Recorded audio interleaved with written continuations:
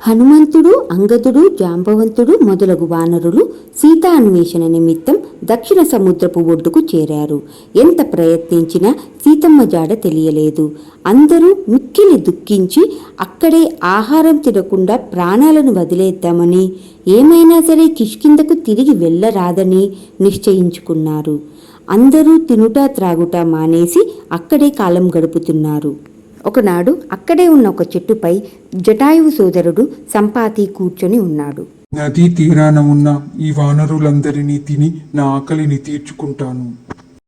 ఆ గ్రద్దను చూసి ఒక వానరుడు ఇలా అన్నాడు. శ్రీరాముని కార్యం నెరవేరలేదు, సీతమ్మ జాడ తెలియనే లేదు. దుర్బలులమని భావించి ఆ గ్రద్ద మనులను తినడానికి వస్తున్నది. జటాయువు కూడా ఒక గ్రద్దే కదా. శ్రీరాముని కార్యం నిమిత్తం తాను తన ప్రాణాలనే పరిత్యజించింది అని పలికెను. జటాయువు మరణ వార్తను విని సంపాతి వానరులతో ఇలా అనెను. మీరందరూ ఎవరు? నా సోదరుడకు జటాయువుని తలుచుకుంటున్నారు. నా సోదరుడు జటాయువు మరణించాడా? మీరు శ్రీరాముని ఏ కార్య నిమిత్తం ఇక్కడ కూర్చొని ఉన్నారు? వానరులు జరిగినదంతయు సంపాతికి వివరించారు.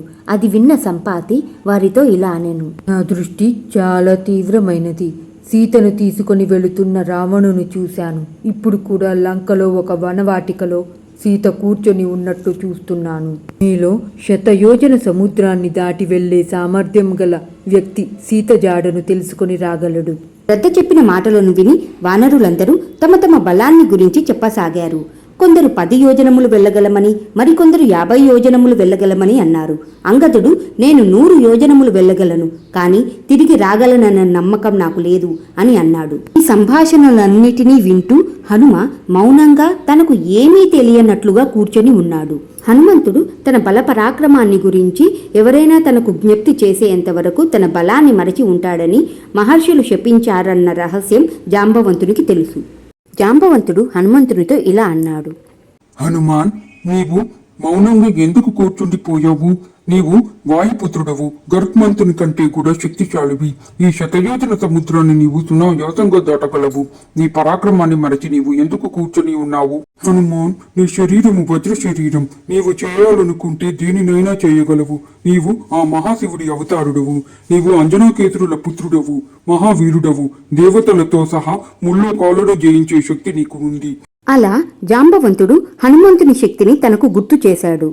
అప్పుడు హనుమంతునికి తన శక్తి జ్ఞాపకం వచ్చింది. హనుమంతుడు తొడగొట్టి లేచి నిలబడ్డాడు.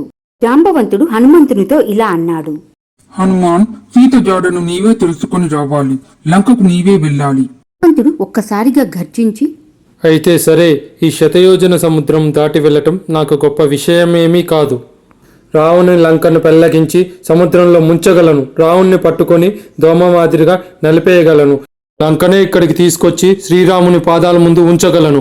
జాంబవంతుడు హనుమంతునికి నచ్చ చెబుతూ, హనుమా, మనం శ్రీరాముని దూతలం. దూత ఎల్లప్పుడూ తమ పరిధిలోనే ఉండాలి. దూతకు యుద్ధం నిషేధం. దూతను రాజు దండించకూడదు. దూత తన స్వామి అభిప్రాయాన్ని మాత్రమే చేరవేస్తాడు. అందుకని నీవు రావణుణ్ణి చంపకూడదు. లంకను తీసుకుని రాకూడదు. ఎవరితోనూ వ్యర్థంగా దెబ్బలాడకూడదు. దూత ఆత్మరక్షణ మాత్రం తప్పనిసరిగా చేసుకోవలసినది. నీవు అక్కడ ఏ ఉపద్రవము చేయక సీతమ్మ జాడ తెలుసుకొని రమ్ము. సీతమ్మ జాడ తెలిసాక శ్రీరాముల వారు స్వయంగా సైన్యముతో వెళ్లి సీతను తీసుకొని వస్తారు. ఇలా చేయడమే వారి కీర్తి ప్రతిష్టలకు తగినట్లుగా ఉంటుంది. హనుమంతుడు జాంబవంతునితో ఇలా అన్నాడు. నేను సీతమ్మ జాడను తెలుసుకొని వెంటనే తిరిగి వస్తాను. హనుమంతుడు అందరి దగ్గర సెలవు తీసుకొని లంకకు బయలుదేరెను. పార్ట్ 5 కోసం వేచి చూడండి. మరియు మా ఛానల్ని లైక్ చేయండి, కామెంట్ చేయండి అండ్ సబ్స్క్రైబ్ చేయండి.